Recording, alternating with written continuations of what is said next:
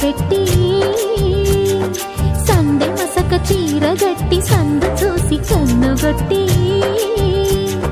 సిగ పువ్వు తెమ్మంటే మగరాయుడు అరటి పువ్వు తెస్తాడు అడవి పురుషుడు.